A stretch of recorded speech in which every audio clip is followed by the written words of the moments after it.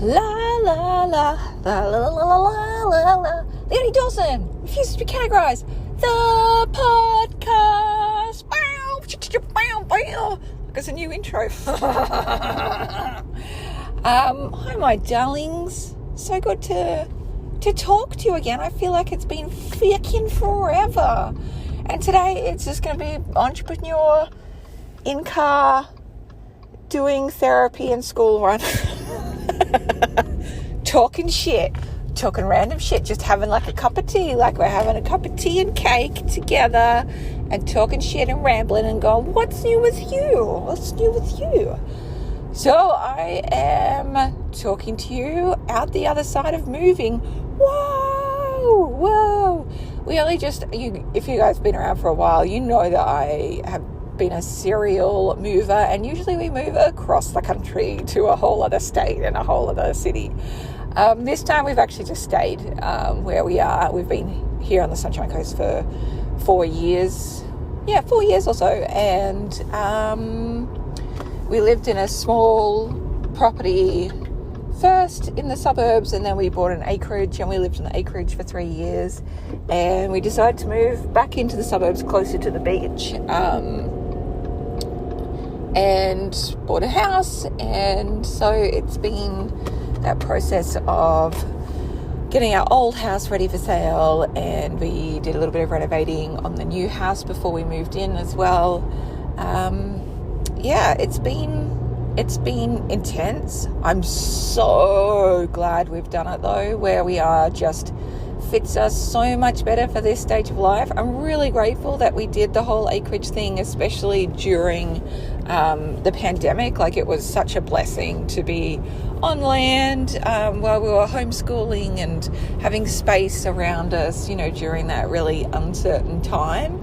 And then it just sort of felt like that dream was complete for us. And so we wanted to be closer to the beach again, because we really missed having our weekends where we'd pop out to the beach in the mornings and have some lovely family time.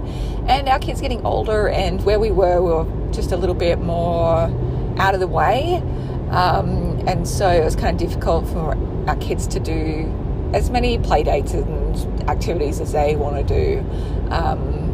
So being back in the suburbs is ended up being kind of perfect for us. It doesn't really feel like necessarily living in the suburbs anyway. We have an amazing new home. It is so beautiful. I love it so much, and I haven't loved a house for so long. We've always just kind of chosen, whatever was at a good price that would fit our shit, basically. Fit all of us and our shit and our offices and all that kind of stuff. And I think it's been since we lived in Kuranda that I truly loved a house, and I love this house that we're in. We back on to a nature reserve, so we still get to see, we still have the views of the acreage, but we don't have to live, we don't have to mow the fucking thing. And we've ended up on a cul-de-sac, and we were not expecting this, but my husband's it honestly feels like we've time traveled, because where we were living was mostly retirees, and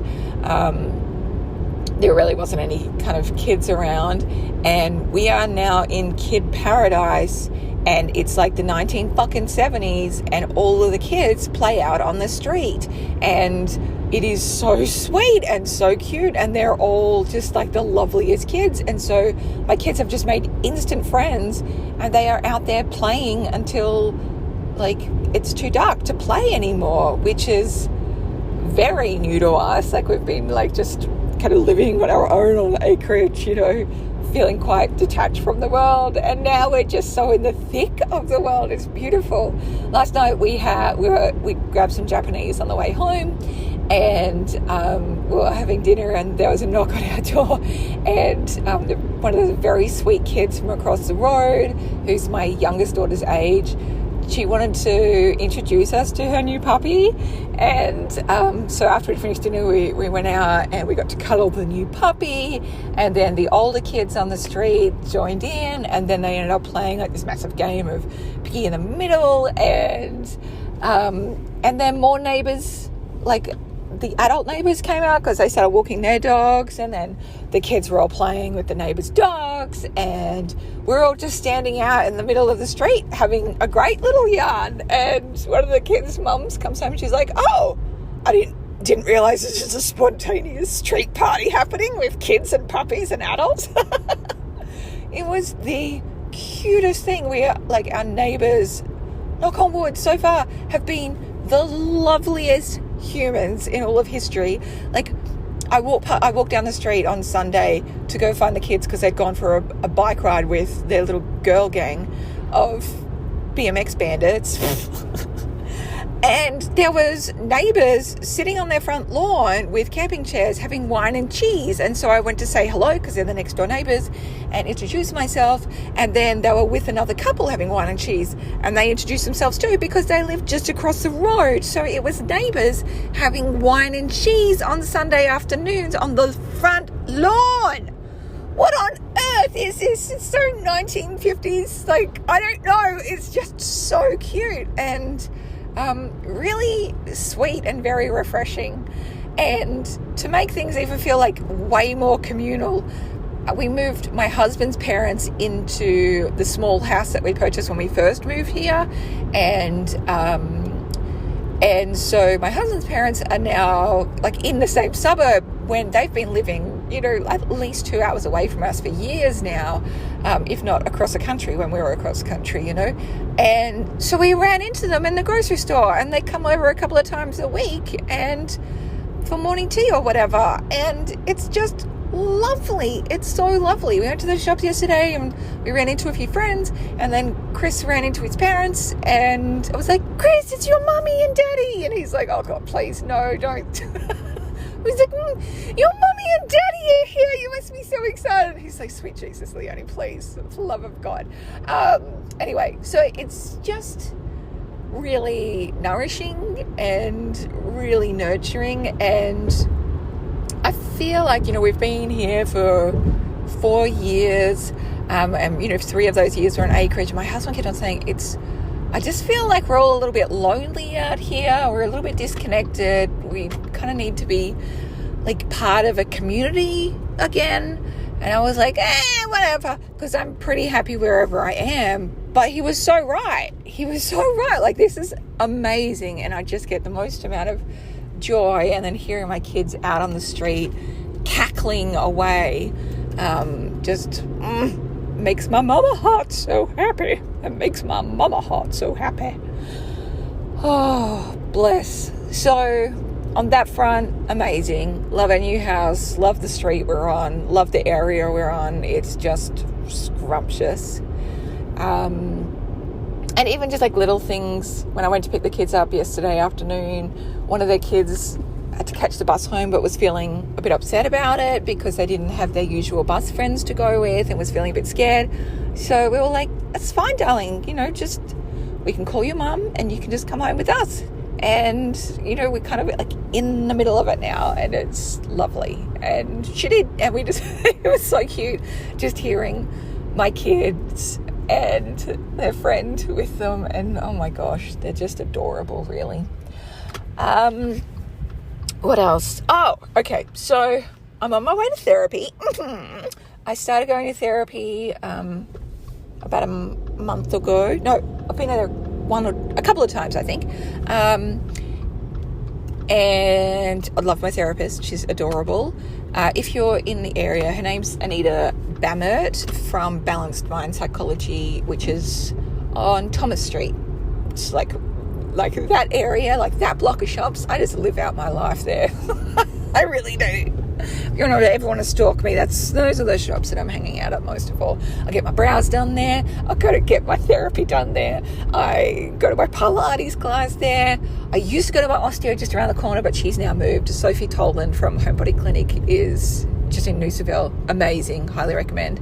And I also go to my favourite bookstore, River Read, which is there. So whatever. I am ripe for the kidnapping, I assume. Not really. Because I'm a tallie. I don't think I can be easily kidnapped. And I'm also, this is going to get random, but I'm also a farm kid.